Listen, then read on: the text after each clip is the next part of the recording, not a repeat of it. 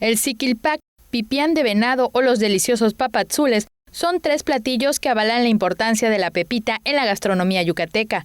La pepita de calabaza molida es un elemento que demuestra nuestras raíces mayas y sus orígenes en la gastronomía prehispánica. Es algo de lo más endémico y más tradicional que existe, porque acuérdate que los mayas, nuestra alimentación, alimentación prehispánica era basada en semillas. Acuérdate que lo que es el cerdo, lo que es ciertas proteínas o cárnicos son traídos por los españoles.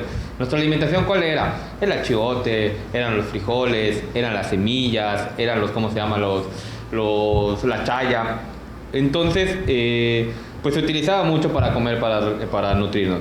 Aunque hay una tendencia de crear nueva gastronomía yucateca, donde la pepita juega un papel preponderante, no hay que olvidar que no se deben variar los platillos tradicionales de nuestra cocina, que tanto nos enorgullece. La receta original de los papazules se respeta. Una cosa es respetar nuestras tradiciones como yucatecos y como gastronomía. Eso no hay que cambiarlo. O sea, los papazules es una receta muy simple, muy buena, que todos podemos hacer en casa. Pero también, con el mismo ingrediente base, que es la pepita, en los papazules se pueden crear nuevas cuestiones. Un ejemplo de la nueva tendencia de la gastronomía yucateca es un helado denominado falso tamal, donde la pepita es un elemento requerido.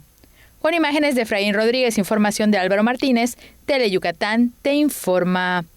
Teleyucatán te informa.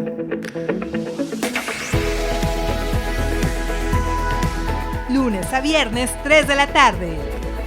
Síguenos.